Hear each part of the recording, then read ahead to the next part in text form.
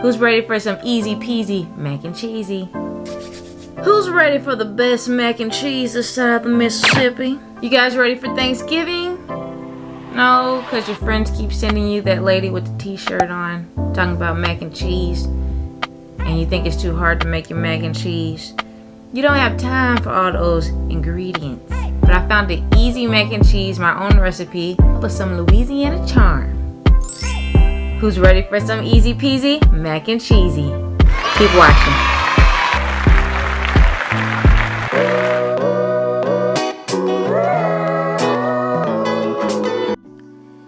Alright guys, we're going to start off by boiling a pot of water. We're going to get that going. Then we're going to add some Himalayan pink salt. You can use whatever kind of salt you want. I just like to use the Himalayan pink salt and everything. So we're going to add that to the water. I don't know why. You can Google that. Why do we put salt in water when we're boiling pasta? And I'm sure Google will tell you why. But that's what we do. Next, we're going to add some olive oil so our pasta does not stick together. That's a big mess when the pasta sticks together because then you end up having to pull them all apart and it's hot and it's sticky and it's just a big mess.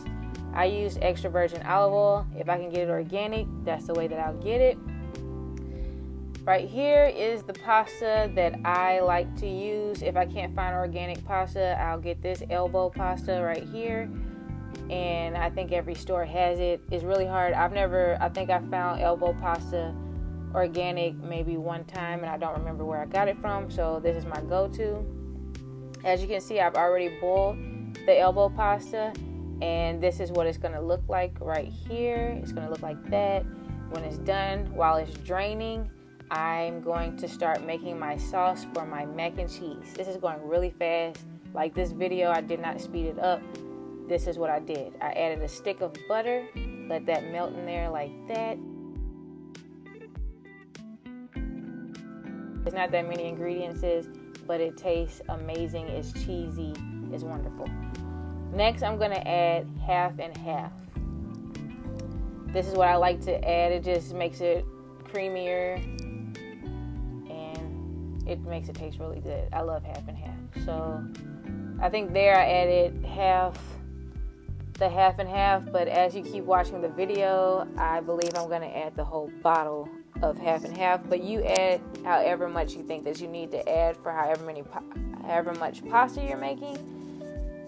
Or you have to look at the consistency. Like if it's watery, then we don't want to add too much liquid. But if it's looking a little thick, then go on ahead and add the rest of the bottle of half and half. And I will put everything down below, the exact ingredients that I use.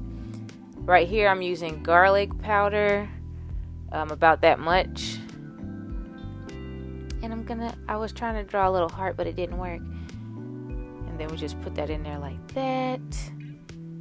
The next ingredient that I'm going to use is nutmeg. You see there I got it organic. That's ground nutmeg, just regular ground nutmeg. I'm going to add that in. That is an important ingredient when you're making macaroni and cheese. It just brings out all the flavors of the cheese.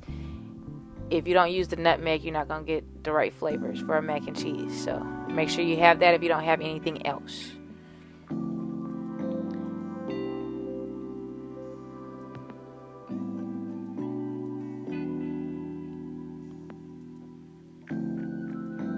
After the nutmeg, I'm going to add a little bit of cayenne pepper. I don't know if this is a Louisiana thing.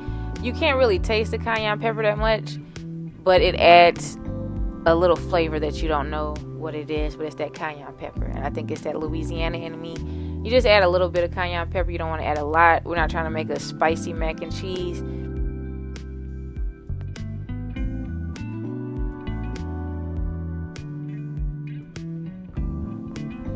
Cayenne pepper and black pepper are close in flavors.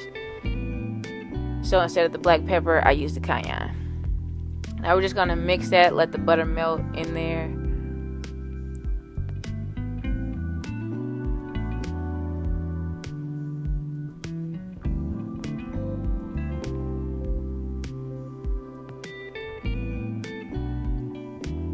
The next ingredient is we're going to add a little bit more salt We added salt to the water before. Now we're adding salt to our cheese mixture. So just add a little salt. You add it to taste. I just do it, I don't know how many times. I go a little crazy with this thing, with the twisting thing. I think it's fun. So I never over add salt, but you might look at it and say it's too much. The next thing that I'm going to add is Kobe Jack cheese. I'm going to use 2 packets of the Kobe Jack cheese. Kraft is the brand that I use because they have it shredded Kobe Jack cheese. I have not been able to find a Kobe Jack cheese that is shredded, that is organic, and I haven't been able to find a Kobe Jack cheese that's shredded except for with Kraft. So I stick with Kraft.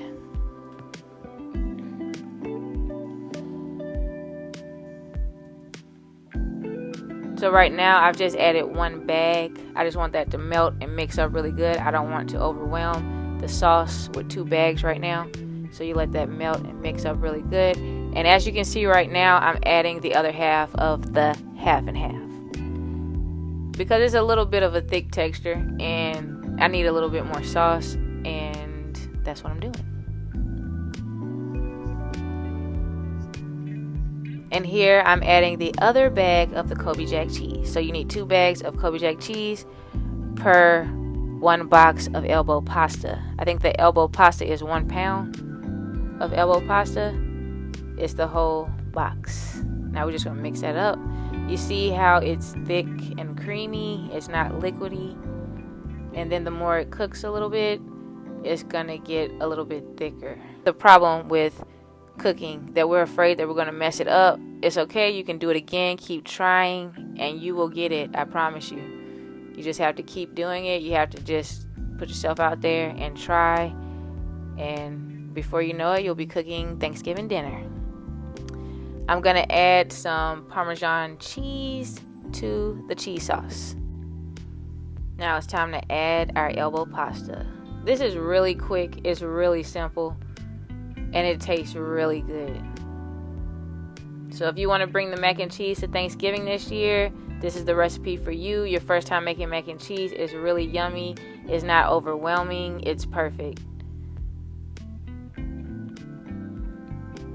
So now we want to make sure that we mix the elbow pasta with the cheese sauce really good. We want to get it on every piece of your elbow pasta. Don't be afraid to get in there.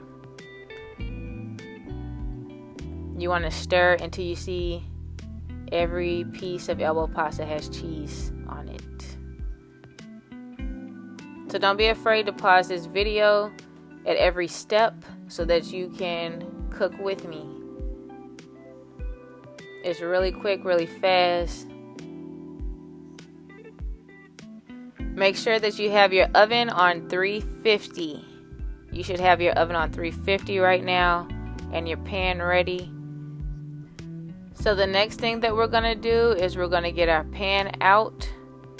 You're going to get a stick of butter or a piece of butter because you need to butter the pan really good.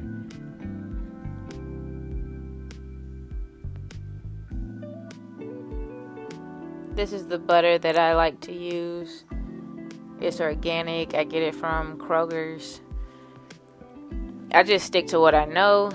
It's a good price and it gets the job done. So we're going to butter our pan just like this. Make sure that we get every inch of the pan, all the sides, because our mac and cheese will be all the way to the top and we want to make sure it doesn't stick.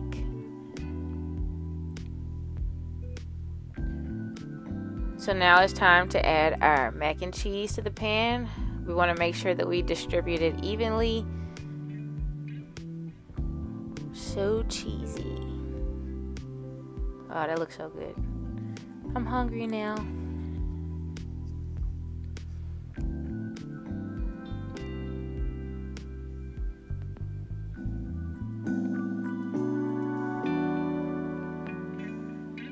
We're going to spread the mac and cheese evenly in the pan.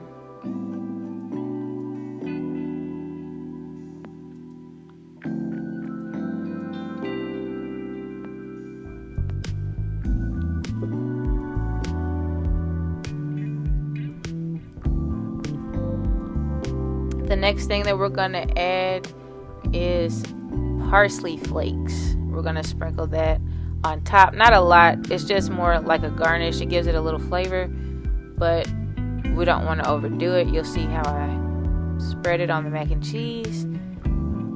I get this from our local farmers market.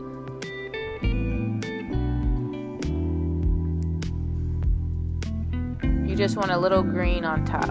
You see how I'm sprinkling it, not covering the whole top, just a little sprinkle. And you don't even have to add parsley flakes if you don't like them.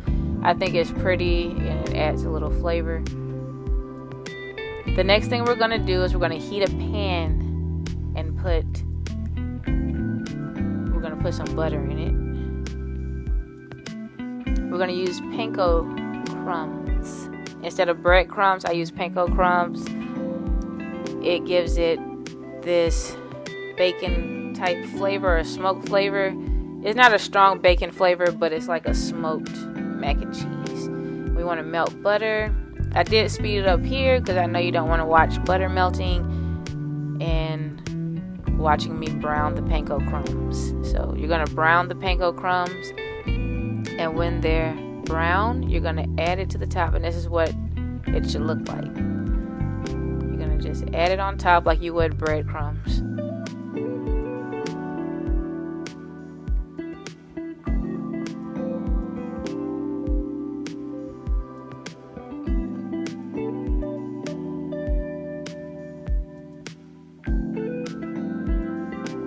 It's okay if you make a mess. Cooking is messy. That's what we have a sink for. And cleaning supplies.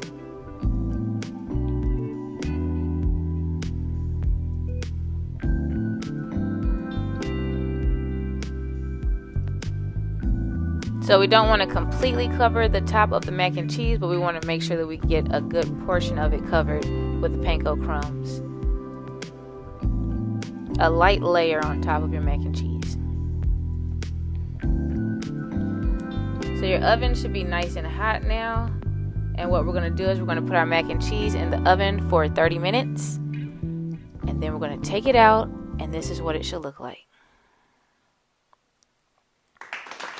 This is the perfect food to bring to Thanksgiving. Is it your turn to bring something to Thanksgiving? Pick this mac and cheese. It's easy, it's yummy, everybody loves it.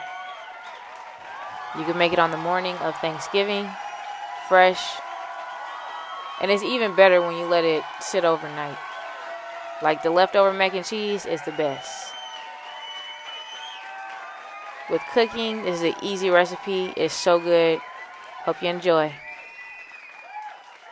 Alright, thank you guys for watching my video. This has been the easiest mac and cheese to make. It only took 30 minutes. I don't know, but this is the easiest mac and cheese you can make. Remember, add ingredients that you like to eat. I do not measure my ingredients because it is too stressful to try to measure the ingredients. So I add it, well, you know what I did. Thanks for watching my video. I hope to see you back here soon. Check out my other videos. Hit that like button. Subscribe so that you can be a part of this family.